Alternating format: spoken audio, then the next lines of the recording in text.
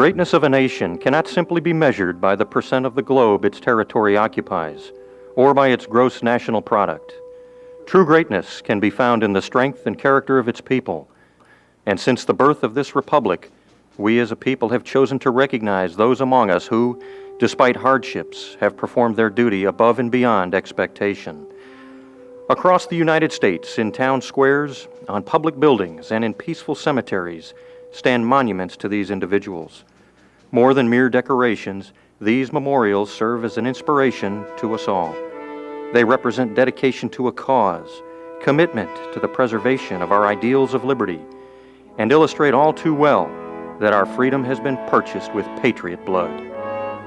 There are monuments, however, that while just as inspiring, are not made of marble and bronze, but rather faded ink and brittle paper.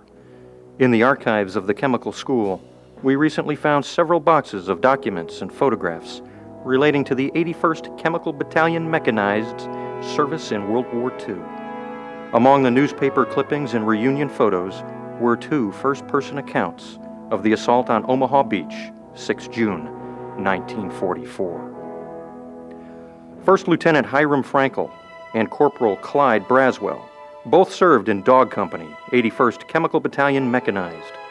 Their landing crafts made for the beach at H-hour plus 50 minutes, when the situation at Omaha Beach was still very much in doubt.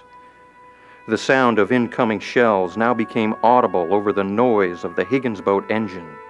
Lieutenant Frankel looked over the side of the craft and remarked to his radio man that it didn't look too rough. And it became apparent to me that we were really going into combat. My 3 years of training would either pay off or come to a sudden stop, he later recalled. Corporal Braswell, riding in a different Higgins boat, shared Lieutenant Frankel's curiosity. He raised his head over the gunnels to catch a quick glimpse of the approaching beach, noting that the obstacles and belts of barbed wire were just like the ones in the aerial photographs they had seen in briefings. Suddenly, it sounded like a riveter was at work, he wrote. We had never heard that noise before, but no one had to tell us that it was machine gun bullets pecking on our ramp. When the ramp dropped, Lieutenant Frankel emerged into a world of choking smoke, flying shrapnel, and bursts of machine gun fire. Jumping into the chest-deep surf, he realized the water was no longer ocean blue, like it had been in the training assaults in England.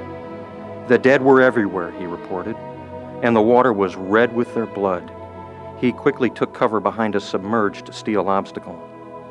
Corporal Braswell had just stepped off the ramp in his landing craft into neck-deep water when a nearby landing craft grounded on a mined obstacle and exploded.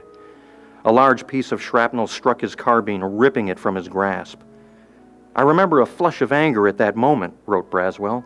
That was the rifle I was issued at Camp Pickett, and I had kept it in good condition so long just to lose it on the pay run. Like Lieutenant Frankel, Corporal Braswell was forced by the heavy fire to take cover behind a tetrahedral beach obstacle. After retrieving another carbine from a fallen soldier, Corporal Braswell tried in vain to contact his company commander by radio, not knowing that Captain Gaffney had been killed. I could hear machine gun bullets smacking all around me, he recalled, and decided my position was not good, so I made a record-breaking dash for the protection of a little wall on the beach. The other men of Dog Company were busy as well. Despite heavy casualties among the NCO and officer cadre, the men performed their duties in an extraordinary manner.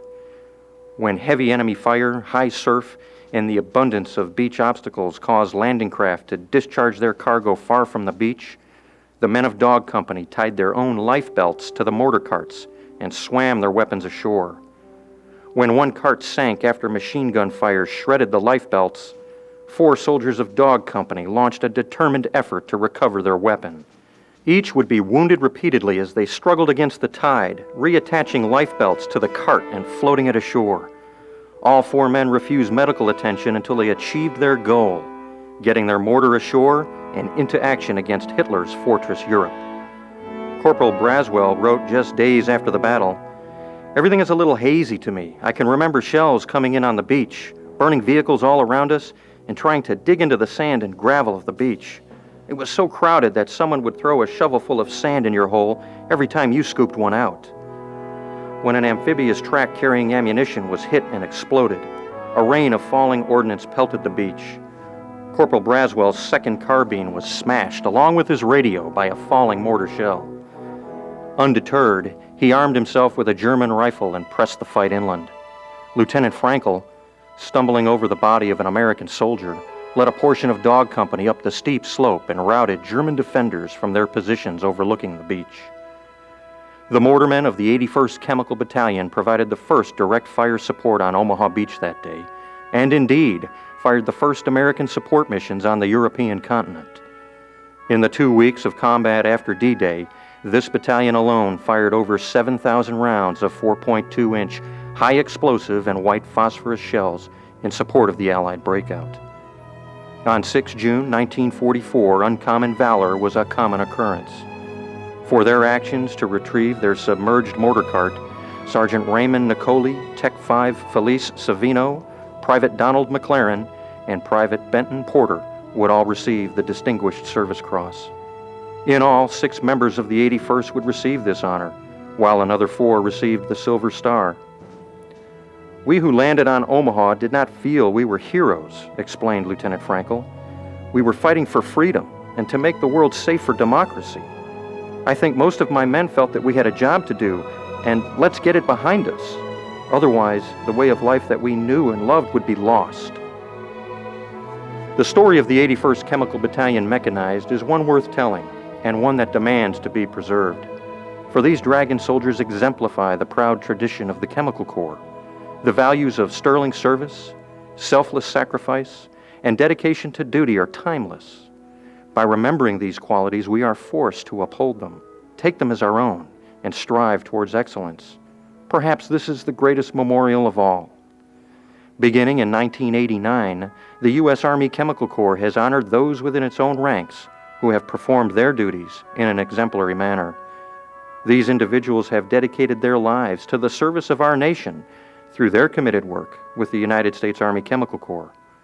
During their years of service, these men and women have upheld the high standards of their predecessors and have mentored and inspired new generations of soldiers and civil servants who continue their work into the 21st century.